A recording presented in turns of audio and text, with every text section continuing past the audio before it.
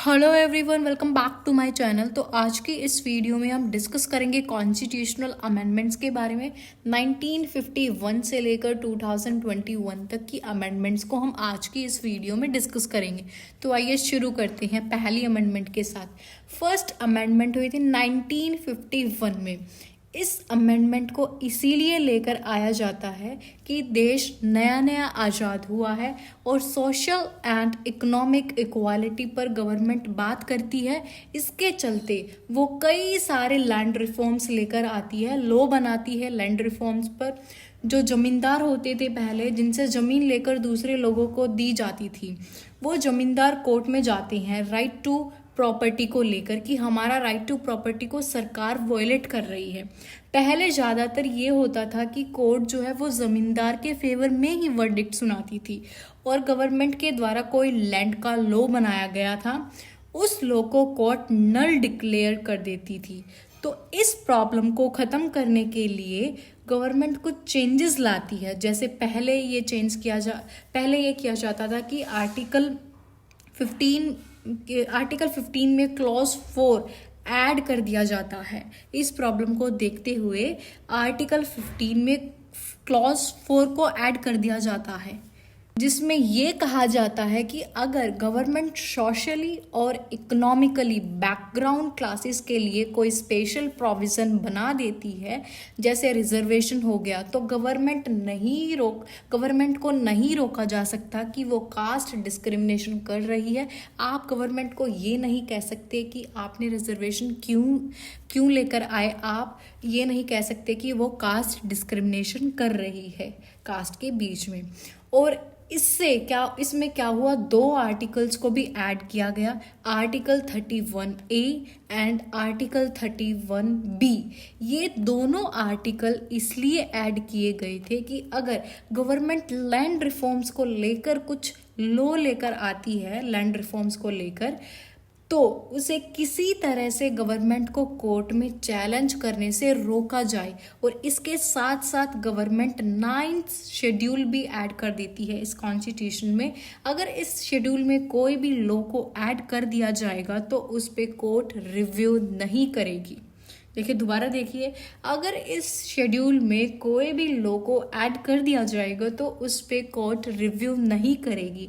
आप government freedom of speech को लेकर जो पहले रेस्ट्रिक्शंस थी हमारी फ्रीडम ऑफ स्पीच को लेकर, जो पहले की जो रेस्ट्रिक्शंस थी, आर्टिकल 19 में उसके साथ साथ 3 रेस्ट्रिक्शंस और भी ऐड कर देती है, जैसे public order, relation with foreign state and incitement to offence. और इसके साथ साथ गवर्नमेंट ये भी कहती है कि अगर कोई ट्रेड और बिजनेस को गवर्नमेंट नेशनलाइज करना चाहती है तो गवर्नमेंट को आप ये कहकर नहीं रोक सकते कि राइट टू ट्रेड हमारा राइट है। वो जो करेगी वो ठीक ही करेगी। हम ये नहीं कह सकते कि आप ये मत करो, राइट टू ट्रेड हमारा राइट है, ठीक है। तो ये था फर्स्ट अमेंडमेंट हमारा। अब हम देखते हैं 7th अमेंडमेंट एक्ट, जो कि 1956 में आता है।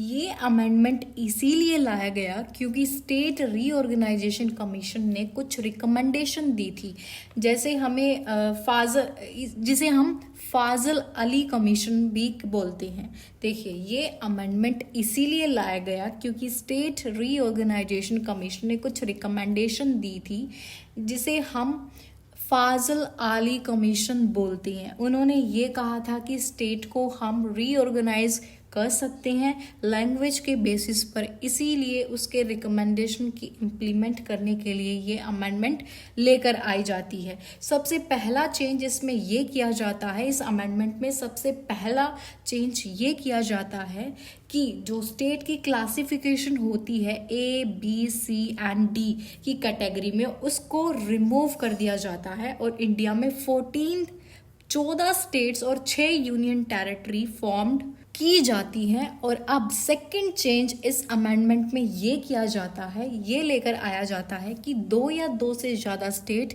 एक ही हाई कोर्ट में उनका एक ही हाई कोर्ट जो है वो हो सकती है, जिसे हम कॉमन हाई कोर्ट बोलते हैं। कि अगर 2 या 2 से ज़्यादा स्टेट होंगी, उनकी क्या है, एक ही कॉमन हाई कोर्ट हो सकती हैं, ठीक है। अब देखिए इसी में क्या है, state and union territory related amendments भी हुई थी इसी में। 10th अमेंडमेंट में क्या हुआ, दादरा और नागर हवेली को इंडियन यूनियन में लाया गया। 10th अमेंडमेंट में दादरा और नागर हवेली को इंडियन यूनियन में लाया गया। 12th अमेंडमेंट में गोवा, दमन एंड दीव को शामिल किया गया। 13th अमेंडमेंट में नागालैंड स्टेट क्रिएट की गई और उसे स्पेशल स्टेटस भी दिया गया अंडर आर्टिकल 371A। ये बात आपको ध्यान रखनी है कि उसे स्पेशल स्टेटस दिया गया अंडर आर्टिकल 371A। अब 14th अमेंडमेंट में क्या होता है, 14th अमेंडमेंट में पौंडीचेरी को इंडियन यूनियन में शामिल किया गया।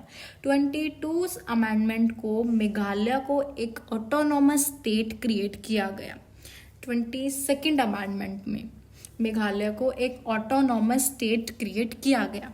अब 36th अमेंडमेंट में सिक्किम को फुल फ्लैज स्टेट का स्टेटस दिया गया। अब हम नेक्स्ट अमेंडमेंट देखते हैं, हमारी 24th अमेंडमेंट जो कि 1971 में किया गया। 24th अमेंडमेंट को तब लेकर आया जाता है जब गोलकनाथ केस को जो है 1967 में, जो गोलकनाथ केस है 1967 में आता है, उसमें सुप्रीम कोर्ट ये जजमेंट देती है कि पार्लियामेंट के पास फंडामेंटल राइट्स को अमेंड करने की पावर नहीं है। इसी केस के जजमेंट को नलीफाई करने के लिए इस अमेंडमेंट को लेकर आया जाता है। इसमें पहले ये चेंज किया जाता है, इसमें सबसे पहला ये चेंज किया जाता है कि आर्टिकल 13 क्लॉज 4 को ऐड किया जाता है। इस अमेंडमेंट में आर्टिकल 13 क्लॉज 4 को ऐड किया जाता है। इसमें यह कहा जाता है कि पार्लियामेंट के पास कॉन्स्टिट्यूशन को अमेंड करने की अनलिमिटेड पावर है। वो फंडामेंटल राइट्स को भी अमेंड कर सकती है और कॉन्स्टिट्यूशन के किसी भी पार्ट को भी वो अमेंड कर सकती है। उसके पास क्या है, अनलिमिटेड पावर है। और ये तो हमारा फर्स्ट चेंज हो गया। अब सेकेंड चेंज इसमें क्या किया गया कि कोई भी कॉन्स्टिट्यूशनल अमेंडमेंट के रिलेटेड बिल प्रेसिडेंट के पास आता है तो प्रेसिडेंट उस बिल पर उसे साइन करने ही पड़ेंगे। प्रेसिडेंट क्या है, साइन करने से मना नहीं कर सकता है उस बिल पर। तो इसके चलते आर्टिकल 368 क्लॉज 3 को ऐड किया गया था इस अमेंडमेंट में, ये चेंज किया गया था। अब हम नेक्स्ट जो अमेंडमेंट है उसे देखते हैं। 38th amendment act 1975। Indira Gandhi की गवर्नमेंट पहला चेंज ये लेकर आती है इस अमेंडमेंट में कि अगर प्रेसिडेंट इमरजेंसी को डिक्लेयर कर देते हैं तो वो नॉन जस्टिशिएबल होगी, कोर्ट में उसे चैलेंज नहीं किया जा सकता। सेकेंड चेंज ये लेकर आती हैं वो कि गवर्नर या फिर प्रेसिडेंट के द्वारा कोई ऑर्डिनेंस को इश्यू किया जाता है तो उसे भी कोर्ट में चैलेंज नहीं किया जा सकता। तीसरा चेंज वो ये लेकर आती हैं, ये किया गया कि अगर प्रेसिडेंट इमरजेंसी डिक्लेयर करते हैं तो उनका जो डिफरेंट ग्राउंड है उसी को एक साथ ही डिक्लेयर कर सकते हैं वो लोग। अब हम नेक्स्ट अमेंडमेंट देखते हैं, 39th अमेंडमेंट 1975। ये इम्पोर्टेंट अमेंडमेंट है हमारी, क्योंकि राज नारायण के केस में जब इंदिरा गांधी इस केस को हार जाती हैं और कोर्ट इलाहाबाद हाई कोर्ट ये फाउंड करती हैं कि इंदिरा गांधी गिल्टी है, उन्होंने इलेक्शन की मशीन का मिसयूज किया है, तो इसीलिए कोर्ट ने ये कहा था कि इंदिरा गांधी अब ये इलेक्शन नहीं लड़ सकती। अब इस अमेंडमेंट में पहला चेंज ये किया गया कि president, prime minister and vice president और स्पीकर्स ऑफ लोकसभा, इन चारों को जो है इलेक्शंस, इन चारों के जो इलेक्शंस होंगे उसमें कोर्ट में कभी चैलेंज नहीं किया जा सकता। ठीक है, ये बात आपको ध्यान रखनी है कि president, prime minister, vice president और स्पीकर्स ऑफ लोकसभा, इन चारों को जो है इन चारों के इलेक्शंस होंगे उसमें कोर्ट में कभी जो है चैलेंज नहीं किया जा सकता। ये इस अमेंडमेंट में पहला चेंज किया गया। इसी के चलते क्या है, सेकंड चेंज ये किया गया, आर्टिकल 329A को ऐड किया गया था इस अमेंडमेंट में। तो ये था 39th अमेंडमेंट 1975।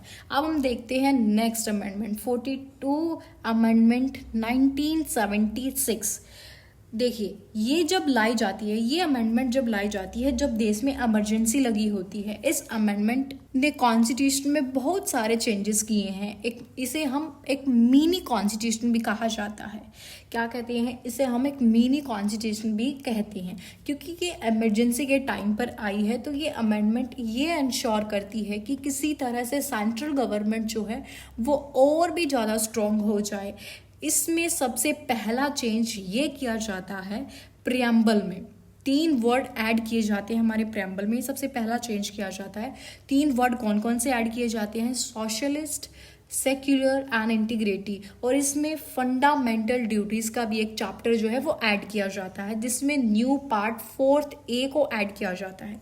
4th ए का चैप्टर जो है, एक नया चैप्टर ऐड किया जाता है, जिसमें न्यू पार्ट 4th ए ऐड किया जाता है इसमें। और इसमें क्या है, ये भी कहा जाता है कि अगर प्रेसिडेंट को कैबिनेट कोई एडवाइस देती है, प्रेसिडेंट को अगर कैबिनेट कोई एडवाइस देती है तो प्रेसिडेंट को वो एडवाइस माननी ही पड़ेगी। और ये भी चेंज किया जाता है कि अगर पार्लियामेंट कोई कॉन्स्टिट्यूशनल अमेंडमेंट लेकर आती है तो उस पर जुडिशियल रिव्यू नहीं हो सकता। और इसमें लोकसभा का टेन्योर 5 से 6 साल कर दिया गया था। ये भी चेंज किया गया था इसमें। और ये भी चेंज किया कि अगर इमरजेंसी ज़रूरी नहीं है कि पूरे इंडिया में ही लगाई जाए, वो किसी भी पार्ट में लगाई जा सकती है इंडिया के, ये भी कहा गया था। ये भी चेंज किया गया था।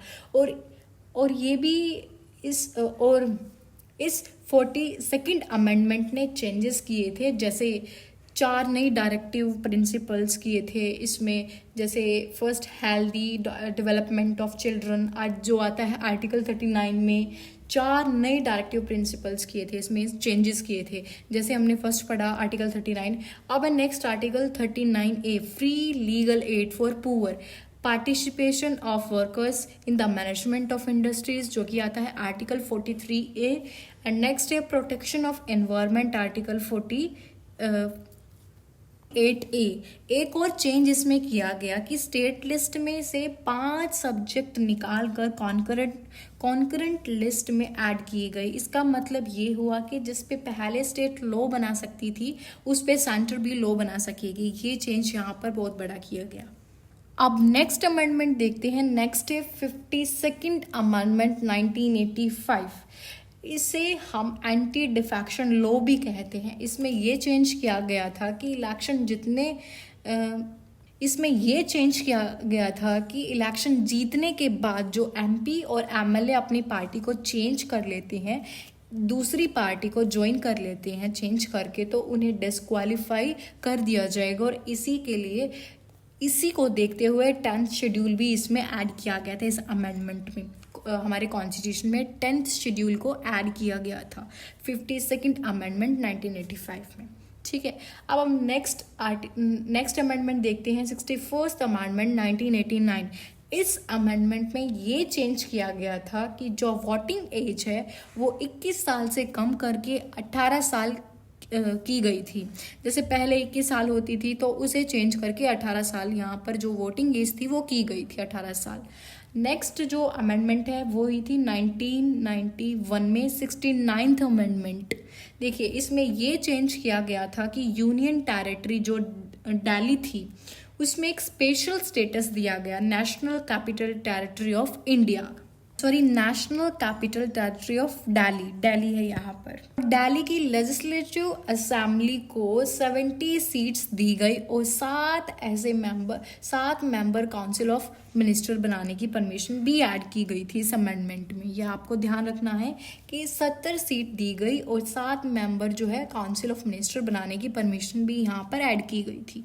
अब हम देखते हैं नेक्स्ट 73rd अमेंडमेंट 1992। ये अमेंडमेंट पंचायती राज इंस्टीट्यूशन को लेकर है। इसमें सबसे पहला चेंज ये करते हैं कि पंचायती राज इंस्टीट्यूशन को कॉन्स्टिट्यूशनल स्टेटस दिया जाता है। कॉन्स्टिट्यूशनल में एक नया पार्ट 9 भी ऐड किया जाता है और उसको टाइटल दिया जाता है द पंचायत्स। और इसी के चलते कॉन्स्टिट्यूशन में एक नया 11th शेड्यूल ऐड किया जाता है। आपको ध्यान रखना है, इसी पंचायती राज जो ये था इससे रिलेटेड एक क्या है 11th शेड्यूल भी ऐड किया जाता है और इसमें 29 फंक्शनल्स आइटम्स दिए जाते हैं पंचायत को। ये बात आपको ध्यान रखनी है कि 29 फंक्शनल आइटम्स दिए जाते हैं पंचायत को इस अमेंडमेंट में, 73rd अमेंडमेंट 1992 में। नेक्स्ट देखते हैं 86th अमेंडमेंट एक्ट 2002। ये राइट टू एजुकेशन को लेकर है ये अमेंडमेंट। इसमें सबसे पहला चेंज ये किया जाता है कि फंडामेंटल राइट्स जो है बनाया जाता है एलिमेंट्री एजुकेशन को, और इसमें आर्टिकल 21A ऐड किया जाता है। एक ऐसा राइट बनाया जाता है जो कि रिलेटेड होता है एजुकेशन से, और इसमें क्या है आर्टिकल 21A ऐड किया जाता है, और इसमें ये कहा जाता है कि स्टेट जो है वो एक फ्री और कंपल्सरी एजुकेशन प्रोवाइड करेगी 6 से 14 साल के उम्र के बच्चों के लिए। और एक और आर्टिकल इसमें ऐड किया जाता है, इसमें किया जाता है article 45 directive principle of state policy, और एक और आर्टिकल इसमें ऐड किया जाता है वो है फंडामेंटल ड्यूटीज में आर्टिकल 51A। इसमें कहा गया कि सभी सिटीजन्स की ड्यूटी बनती है कि अपने बच्चों को एजुकेशन प्रोवाइड कराएं जो कि 6 से 14 साल की एज के बीच में है, उनको एजुकेशन जो है प्रोवाइड की जानी चाहिए। ये इस अमेंडमेंट में बोला गया था, कंपलसरी है एजुकेशन। अब हम नेक्स्ट अमेंडमेंट देखते हैं 99th अमेंडमेंट 2014 में हुई थी, जो इसमें ये चेंज किया जाता है कि पहले जो सुप्रीम कोर्ट और हाई कोर्ट के जज को अपॉइंट करने के लिए कॉलेजियम सिस्टम होता था जिसमें खुद जज ही जज को अपॉइंट करते थे, उस चीज को खत्म करके एक नया कमीशन अपॉइंट किया गया जो है national judicial appointments commission. But 2015 में सुप्रीम कोर्ट ने इस अमेंडमेंट को अनकॉन्स्टिट्यूशनल डिक्लेयर कर दिया था।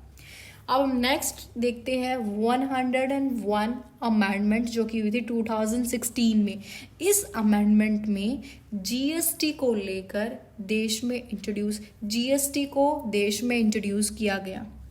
क्या हुआ 101 अमेंडमेंट में 2016 के जो इस अमेंडमेंट में जीएसटी को देश में इंट्रोड्यूस किया गया, ये बात आपको ध्यान रखनी है। अब है 102nd अमेंडमेंट 2018 की। इसमें ये चेंज किया जाता है कि जो national commission for background classes होता है और कॉन्स्टिट्यूशनल स्टेटस प्रोवाइड किया गया उनको। क्या है जो नेशनल कमीशन होते हैं वो बैकग्राउंड क्लासेस होते हैं, उन्हें क्या है एक कॉन्स्टिट्यूशनल स्टेटस प्रोवाइड किया गया था इस अमेंडमेंट में 102 अमेंडमेंट में। आप देखते हैं नेक्स्ट अमेंडमेंट 103rd अमेंडमेंट 2019 की। इस अमेंडमेंट में ये चेंज किया गया कि इकोनॉमिकली वीकर सेक्शंस जो हैं सिटीजन्स का, उनको भी 10% रिजर्वेशन दी जाएगी। ये इस अमेंडमेंट में बोला गया था कि जो भी वीकर्स इकोनॉमिकली वीकर सेक्शंस हैं सिटीजन्स के, हमारे सिटीजन्स, उनको क्या है 10% रिजर्वेशन इसमें दी जाएगी। इस अमेंडमेंट में ये बोला गया था। अब हम नेक्स्ट अमेंडमेंट देखते हैं 104th अमेंडमेंट एक्ट 2020 की अमेंडमेंट है। इसमें पहला चेंज ये किया जाता है कि जो SC एंड STs को लेकर लोकसभा में रिजर्व सीट होती हैं उसके डेडलाइन को 70 साल से बढ़ाकर 80 कर दिया जाता है। और दूसरा चेंज सबसे बड़ा ये किया जाता है कि जो एंग्लो कम्युनिटी है लोकसभा में या स्टेट असेंबली में रिजर्व सीट मिलती थी, अब वो उन्हें नहीं मिलेंगी। ये चेंज किया गया था। सबसे पहला चेंज ये किया गया कि जो SC एंड ST को लेकर लोकसभा में रिजर्व सीट होती थी उसकी डेडलाइन को 70 साल से बढ़ाकर 80 साल कर दिया गया। और इसका सेकंड चेंज ये किया गया कि एंग्लो कम्युनिटी है जो लोकसभा में या फिर स्टेट असेंबली उनको रिजर्व सीट्स जो मिलती थी वो अब नहीं मिलेंगी। 104th अमेंडमेंट एक्ट में बोला गया था, ये चेंज किए गए थे इसमें। तो गाइस ये थे हमारे कुछ amendment, constitutional amendments. Hope so आपको वीडियो हेल्पफुल लगी होगी। आपको समझ आया, then do like, share and subscribe the channel for more videos. Thank you for watching this video.